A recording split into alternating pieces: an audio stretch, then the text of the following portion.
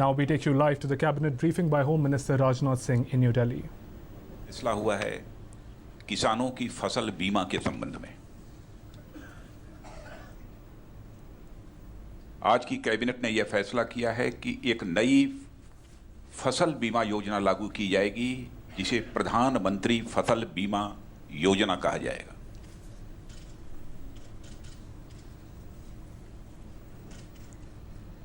आप सभी जानते हैं कि मौसम की मार के कारण किसान की फसल बर्बाद हो जाती थी, वह आत्महत्या करने के लिए मजबूर होता था।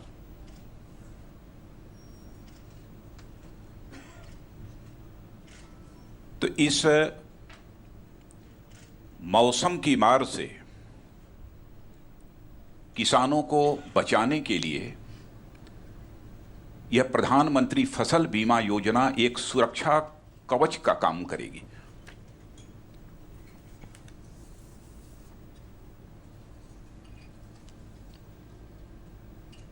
और यह केवल एक सुरक्षा कवच का ही काम नहीं करेगी, बल्कि किसान के परिवार में जो एक आर्थिक अनिश्चितता का माहौल होता है, उस माहौल को भी कम करेगी।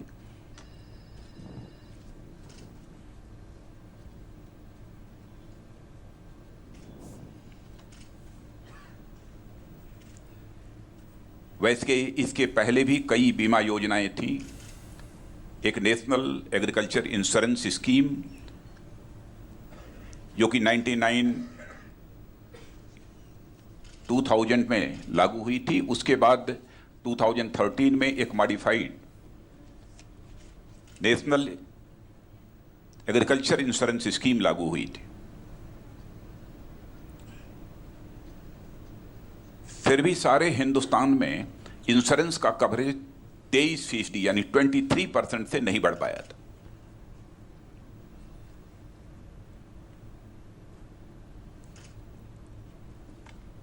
यानी जिस सहज भाव से इस देश के किसानों को इन बीमा योजनाओं को स्वीकार करना चाहिए था, अपनाना चाहिए था, उन्होंने नहीं अपनाया।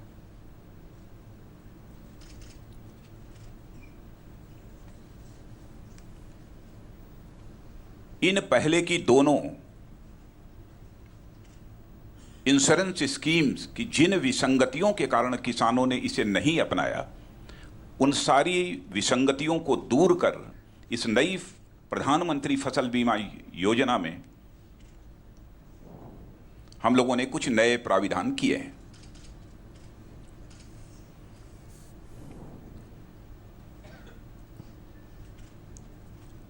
और पूरा विश्वास है कि जल्दी ही इस देश का किसान इस प्रधानमंत्री फसल बीमा योजना को स्वीकार करेगा।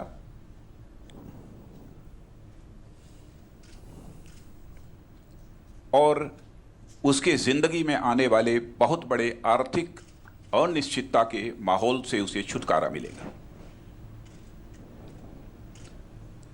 मैं यह भी जानकारी आपको देना चाहता हूं कि स्वतंत्र भारत के इतिहास में सबसे कम प्रीमियम पर यह बीमा सुविधा उपलब्ध कराई जाएगी। कम प्रीमियम और बड़ा बीमा।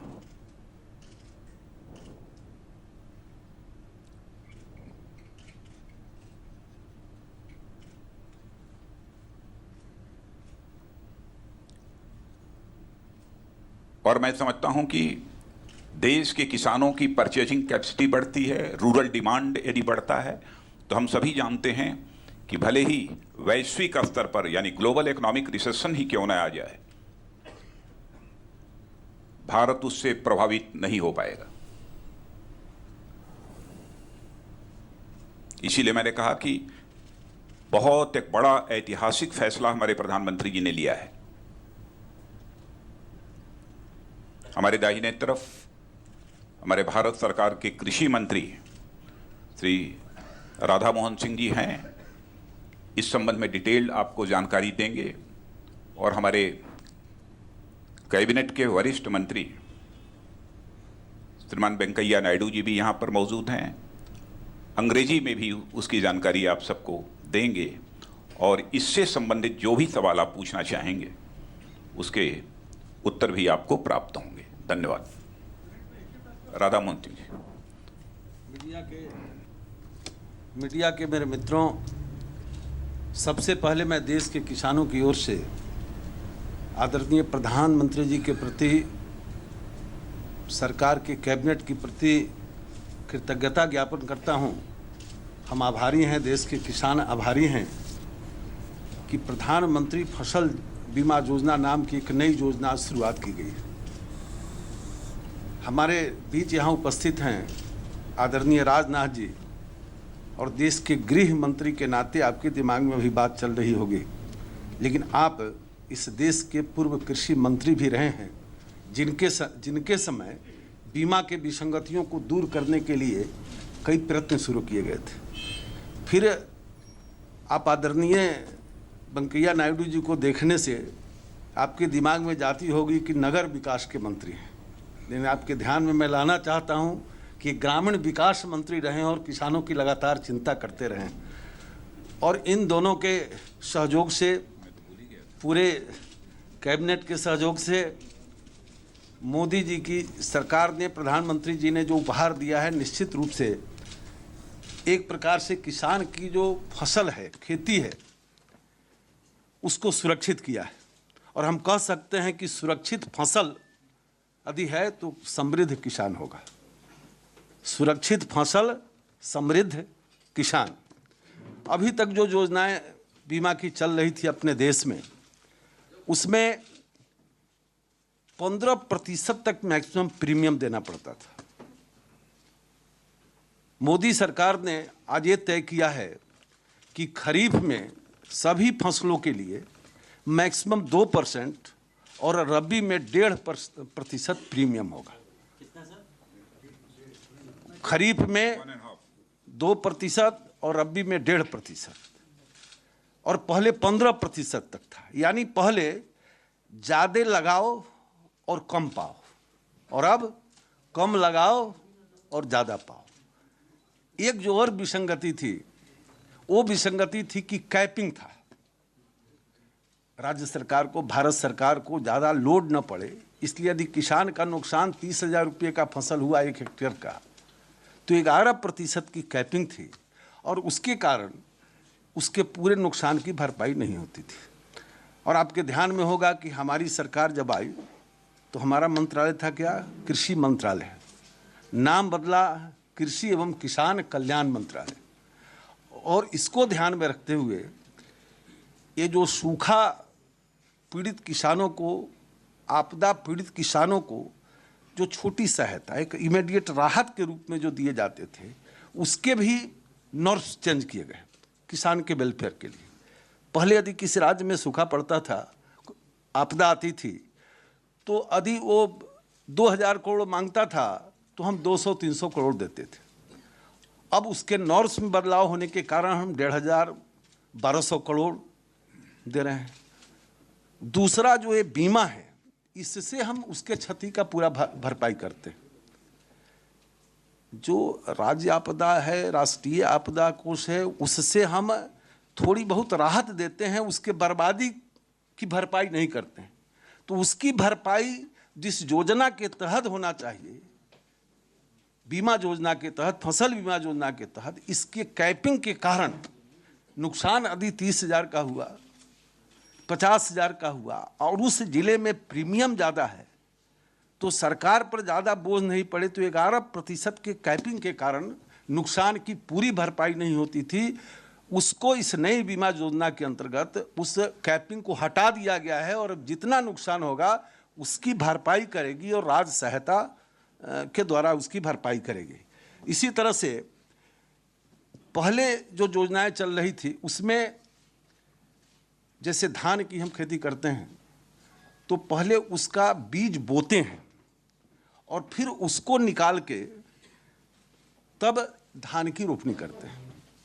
तो बीमा की पहली योजना में जो रोपनी किया, उसके बाद जो फसल खड़ी हुई, उसका ही नुकसान होने पर ही हम भरपाई करते थे। इसमें प्रावधान किया गया है, इसका जो प्रावधान है उसमें सोइंग ऑफ सीड्स, उस सीड्स के पौधे भी यदि नुकसान होते हैं तो उसकी भी भरपाई इस नए प्रधानमंत्री बीमा योजना के अंतर्गत किया जाएगा।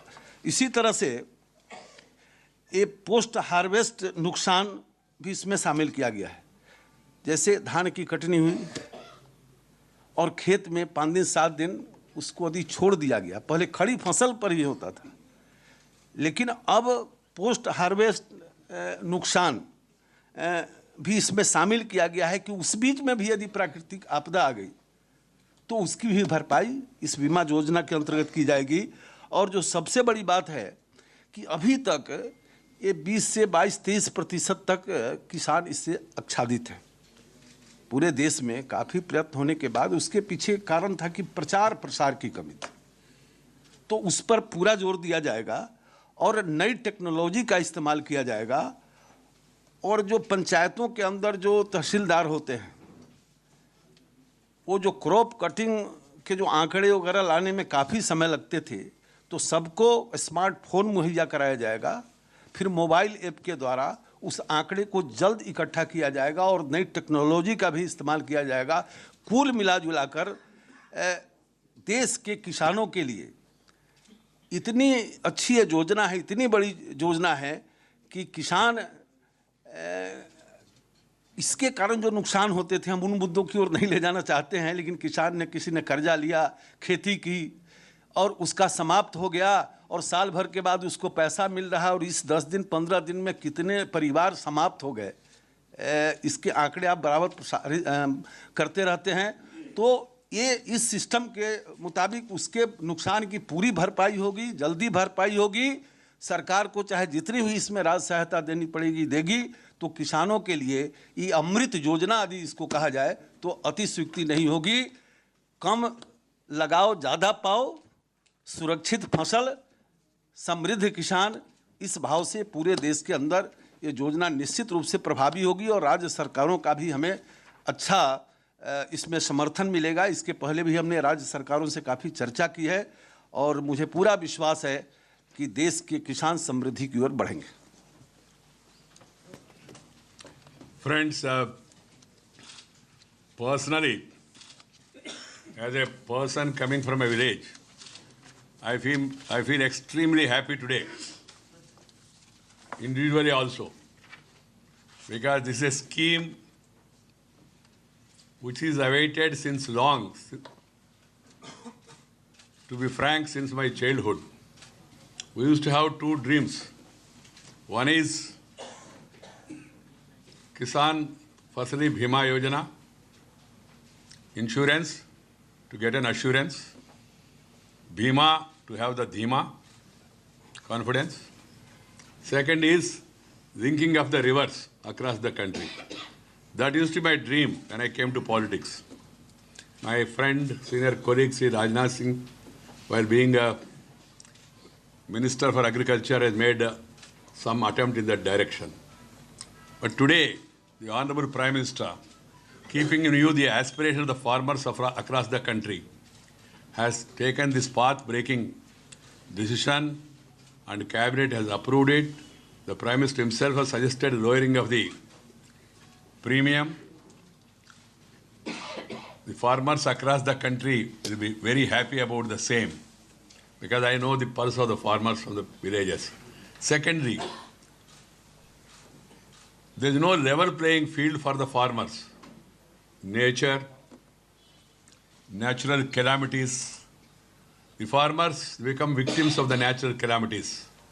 Flood, drought, cyclone, inundation. All these things affect adversely the farmers. They don't have any protection from them except some nominal support given from time to time by different governments. Today, this path-breaking measure will take care of them by providing them the necessary assurance through this insurance cover. What are the highlights of this? Some of them has been explained. Number one, farmer share of premium will be substantially reduced. This is number one. Second, capping an actuarial premium and reduction in sum assured will be totally removed. Earlier, they used to insure only a limited amount because they know the state or the center has to take the extra burden. Today, there is no cap. The third one is all the districts will be allotted to insurance companies on cluster basis. for a longer duration to ensure uniformity in implementation of the scheme. This is also very much required. The fourth one, to ensure accurate, quicker assessment of crop loss, use of smartphone based applications have been made mandatory.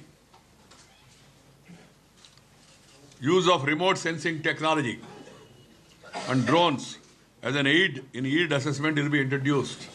This is again a historic move because you know the crop cutting experiment, how difficult it is because each farmer's thing or each village and all. We don't have that much infrastructure yet. So we have to depend on the insurance company's mercy.